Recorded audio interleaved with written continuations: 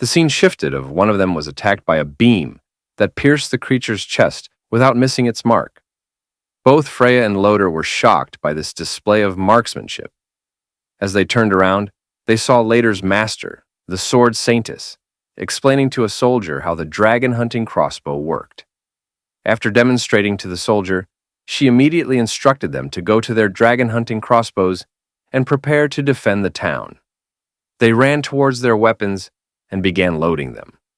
After a few seconds, all the weapons in the town were ready. It was as if a massacre was occurring, as multiple dragons were shot down by the dragon-hunting crossbows, falling to the ground. One soldier was happy with the power of the dragon-hunting crossbow, but another was worried as he saw another army of dragons, far larger than the first, appearing from the thunderclouds engulfing the town. Thunder strikes filled the air, and the soldiers were in shock at the sheer number of dragons coming to invade their town. Freya and Loder were together, unable to comprehend what they had gotten themselves into. They realized the whole army was led by a thunder dragon mother, much larger and more dangerous than the rest. Even the soldiers were ready to evacuate, quickly preparing to run. The whole town knew that the dragon-hunting crossbows were not meant to harm this thunder dragon. Fear struck their minds as they realized their weapons were not designed for hunting dragons of this magnitude. Suddenly, the dragons spotted the soldiers and began attacking the town's borders with a large beam of fire. All the soldiers started evacuating the area, knowing for sure that the city was about to fall into the hands of the dragons. Suddenly, the soldiers heard the sword Saintess as she told everyone not to panic because she was going to deal with the Thunder Dragon Mother. She still wanted all the soldiers to defend the city.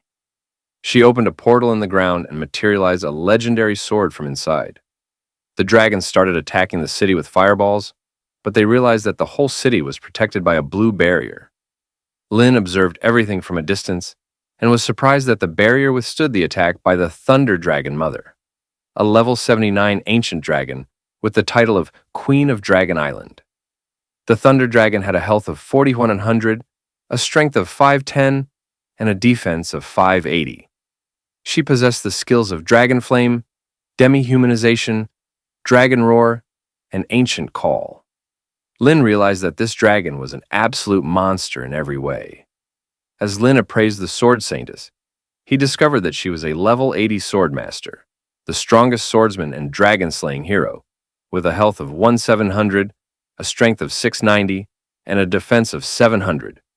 She possessed Sword Chi, fusion of man and sword, Iron Gale, Splitting Stars and Moon, Swords Reincarnation, and Ancient Sword Intent. Overall, the Sword Saintess was more powerful than the Dragon Mother. She began leaping toward the leader with the intention of killing her. Looking at both status windows, Lin was thankful that he didn't have to engage in intercourse with them, as it would have caused big trouble for him. The Saintess landed on the wings of the Thunder Dragon, using her sword to pierce through one of the dragon's wings.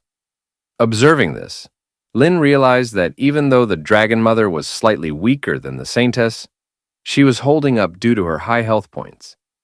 He knew that this fight was going to last for a while.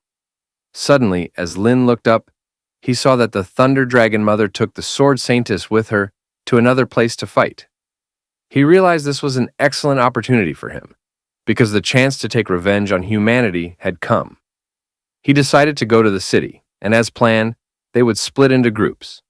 One group would cause a commotion with the humans, while the other group of goblins could ambush Loder and take revenge.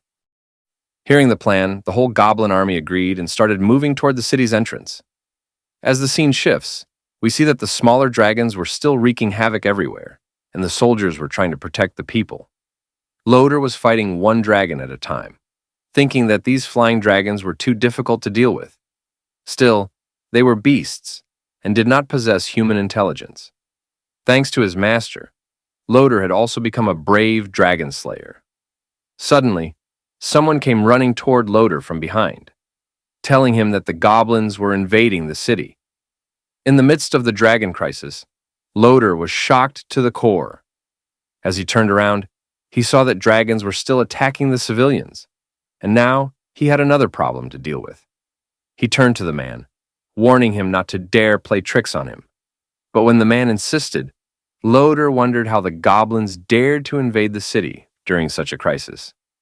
Suddenly, Loader heard a scream for help, and as he turned around, he saw a goblin chasing a young girl, causing a commotion. Loader clenched his teeth, unable to understand what was happening. Somehow the soldiers were able to defend themselves from the dragons using huge shields. Loader analyzed the situation and realized that there were not many small dragons left in the city. He told the soldiers to hold onto their shields and defend the city, while Freya joined him to deal with the goblins. The soldiers continued defending the city, while Freya and Loader ran toward the goblins. This time, however, the goblins were not as stupid as before. They were waiting for Freya and Loader to arrive at a specific spot. Freya, being a bit smarter, realized that Loader should not run because it might be an ambush. Inside the manhole, a goblin was hiding, ready to launch a surprise attack on the general.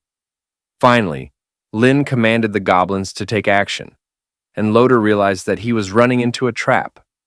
All the goblins captured Freya, while the goblin from the manhole attacked Loader with all his might and injured his leg.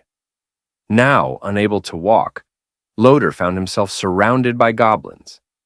He couldn't comprehend how both he and Freya had been caught by the goblins, and the sheer number of them was truly surprising to him. The soldiers saw that Loader was now in the grasp of the goblin army, but suddenly they too were surrounded by goblins, and the soldiers were about to get an unpleasant surprise. A pair of crimson eyes approached the soldiers, and Loader screamed at them to watch their backs. Before they could react, Lin swiftly cut through their ranks with a clean strike. Both Freya and Loader were shocked by Lin's ruthlessness as he approached them, laughing and telling Loader that he never imagined he would catch both Loader and Freya in one go.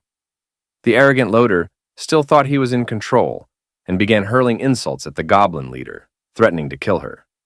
However, it was becoming increasingly annoying for Lin to see Loader's arrogance. He immediately kicked Loader straight in the face, telling him to assess the situation before daring to speak. Lin moved closer to Loader as the goblins began tying Freya with a strong rope. Lin ordered his army to take the two captives out of the city using the sewers, while he led others to the city wall to kill the soldiers, operating the dragon-slaying crossbows. The entire goblin army agreed with Lin and began transporting the arrogant pair. Meanwhile, the sword saintess heard what was happening inside the city, but was preoccupied with the battle at hand. She quickly realized that the goblins had planned a sneak attack during the crisis. Noticing this, the Thunder Dragon Mother warned her that they were running out of time to take care of themselves.